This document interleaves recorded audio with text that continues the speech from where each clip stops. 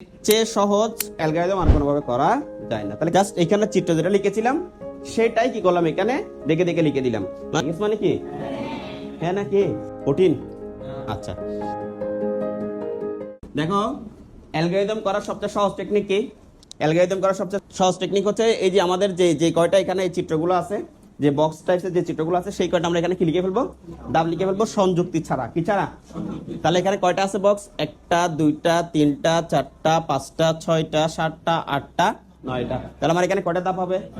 9টা ধাপ হবে, যেখানে কন্ডিশনগুলোর জন্য আমাদেরকে ধাপ একটু কি রাখতে হবে, জায়গা খালি রাখতে হবে। ওকে, তাহলে আমরা ধাপ 1 শুরু করলাম, ধাপ 2 শুরু করলাম,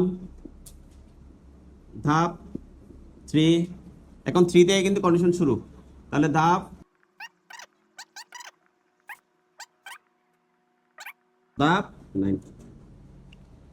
তাহলে আমরা কি বলেছিলাম, এর চেয়ে সহজ অ্যালগরিদম আর কোনোভাবে করা যায় না। তাহলে কিভাবে করব?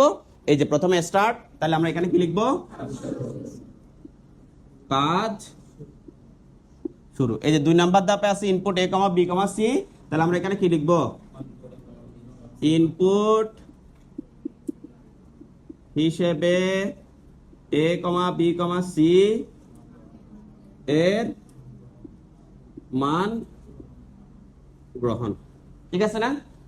ধাপ 3 তে কি ছিল, a is greater than b, তাহলে লিখলাম a is greater than b। ধাপ 4 এ এখন তুমি ধাপ 4 কেটাকে ধরবা না কেটাকে ধরবা, এটা কার ইচ্ছা? তোমার ইচ্ছা। তাহলে এই যে এখানে লিখলাম a is greater than কি, a is greater than c, এদিকে কি আছে, b is greater than c। তাহলে তিনটা ধাপ হয়ে গেছে। এরপরে কি, একবার a বড়, একবার b বড়, একবার c বড়। তাহলে আমি একটাতে লিখলাম ফলাফল বড় সংখ্যা এ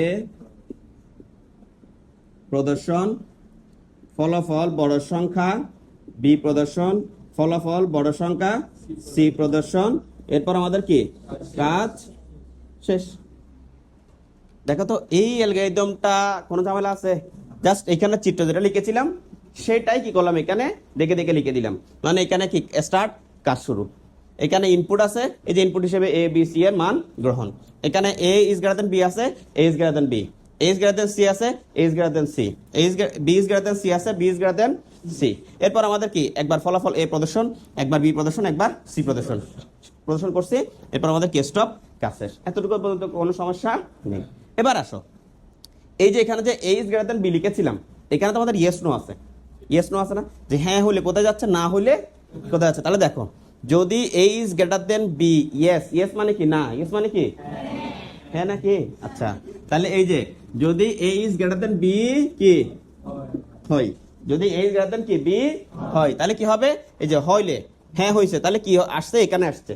এটা কত নাম্বার ধাপে আসছে, a is greater than c তে আসছে। তাহলে a is greater than c কোথায় আছে, ধাপ 4 এ। তাহলে আমরা এখানে কি লিখবো, হইলে ধাপ 4 এ গমন।